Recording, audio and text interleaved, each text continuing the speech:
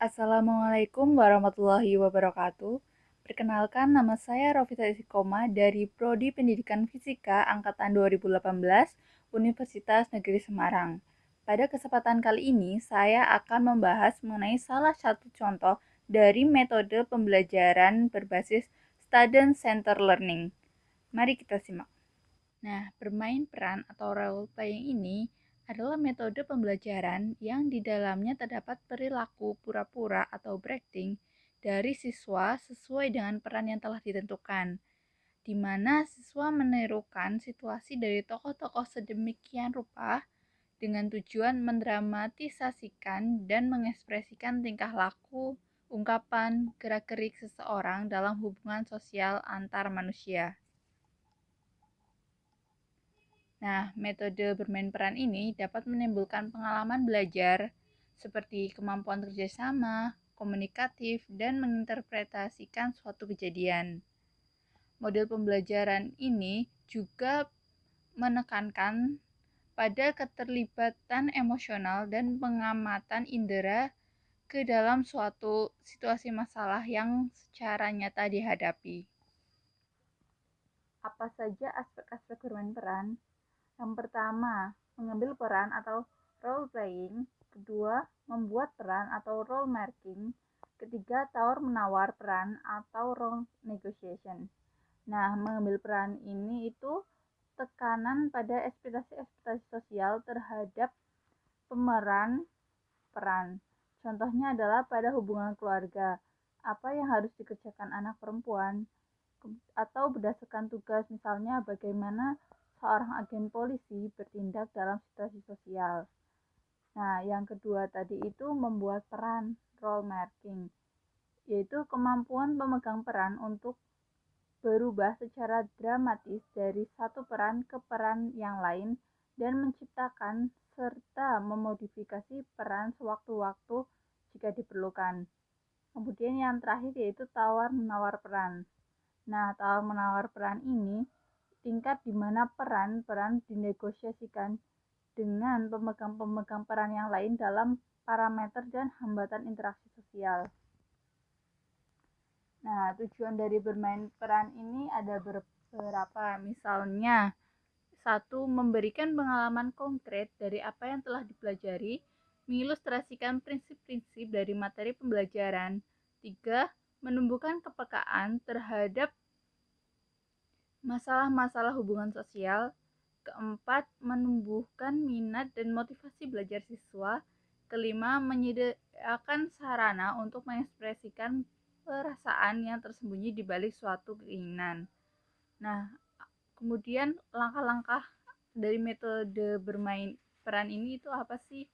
Nah, langkah yang pertama itu menghangatkan suasana dan memotivasi. Jadi, pada langkah pertama ini sebagai seorang guru itu harus menghangatkan suasana di kelas bahwa kita akan bermain peran, kemudian memotivasi apa saja yang akan kita dapat saat bermain peran. Yang kedua itu memilih peran. Di sini kita menentukan seseorang itu bermain sebagai apa dalam pembelajaran tersebut. Yang ketiga, menyusun tahap-tahap peran. Keempat, menyiapkan pengamat. Kelima, pemeran. Keenam, diskusi dan evaluasi. Ketujuh, membagi pengalaman dan mengambil kesimpulan. Kelebihan bermain peran ada beberapa. Yang pertama itu dapat berkesan dengan kuat dan tahan lama dalam ingatan siswa. Di samping menjadi pengalaman yang menyenangkan, juga memberi pengetahuan yang melekat pada memori otak. Kedua, sangat menarik bagi siswa sehingga memungkinkan membuat kelas menjadi dinamis dan antusias. Ketiga, membangkitkan gairah dan semangat optimisme dalam diri siswa serta menumbuhkan rasa kebersamaan. Keempat, siswa dapat terjun langsung untuk memerankan sesuatu yang akan dibahas dalam proses belajar.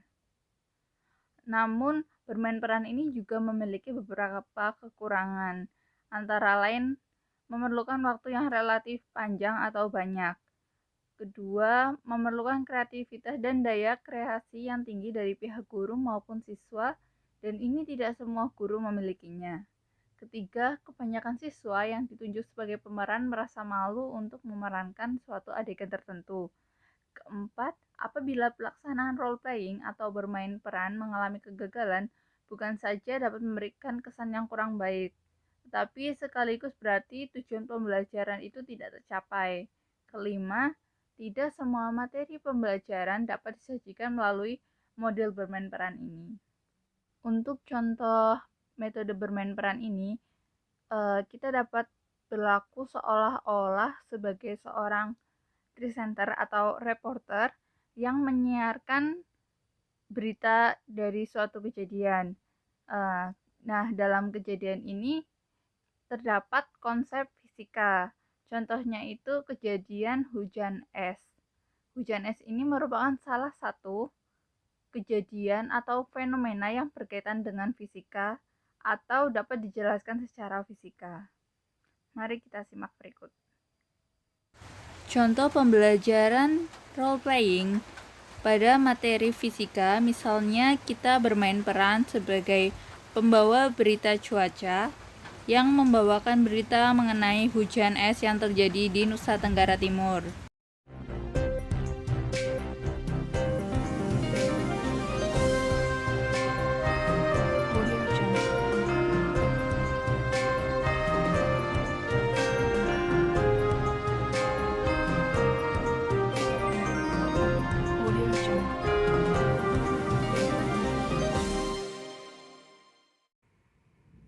Selamat siang, kembali lagi bersama saya Rafito Istiqomah dalam acara Sekilas Info.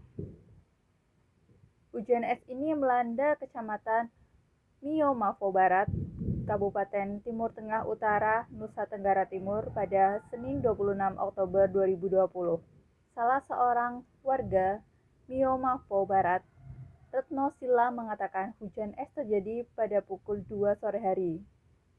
Menurut pengakuannya, es yang turun dari langit berukuran sebesar kelereng. Sebelumnya hujan es ini pernah terjadi beberapa puluh tahun yang lalu. Bupati Timur Tengah Utara, Raimundus Sau Fernandes, membenarkan peristiwa hujan es di wilayahnya. Raimundus mengatakan hujan es ini hanya terjadi di wilayah Kecamatan Mio-Mavo Barat. Khusus di Kabupaten Timur Tengah Utara, hanya beberapa wilayah saja yang pernah terjadi hujan es, yakni di daerah Mio-Mavo, Insana, dan di sebagian Biboki. Sampai saat ini tidak ada kerusakan rumah akibat dari hujan es tersebut. Sementara itu, forecaster on Jati Steman El Tari Kupang, Helni Megamila, mengatakan bahwa di Nusa Tenggara Timur, hujan es hanya terjadi di wilayah Timur Tengah Utara. Mega menuturkan bahwa kejadian hujan lebat atau es ini disertai dengan kilat dan petir, serta angin kencang berdurasi yang singkat.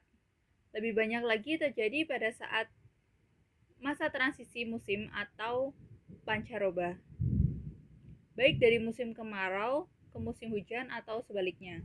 Hujan es tersebut dapat disebabkan adanya awan cumulonimbus. Indikasi terjadinya hujan es disertai kilat dan angin kencang berdurasi singkat, yakni 1 hari sebelumnya, udara pada malam hari hingga pagi hari terasa sangat panas dan gerah. Selanjutnya, pada pukul 10 pagi hari, terlihat tumbuh awan cumulus, awan putih yang berlapis-lapis. Di antara awan tersebut ada satu jenis awan yang mempunyai batas tepinya terlihat sangat jelas berwarna abu-abu menjulang tinggi, seperti bunga kol.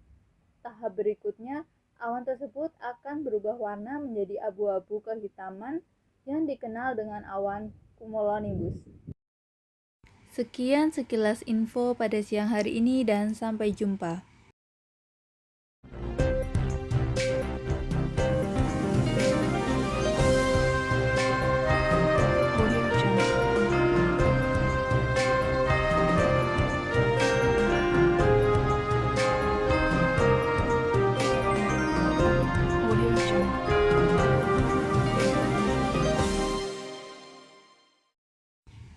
Video tadi merupakan contoh bermain peran role-playing sebagai seorang penyiar berita cuaca yang membawakan berita mengenai hujan es di Nusa Tenggara Timur.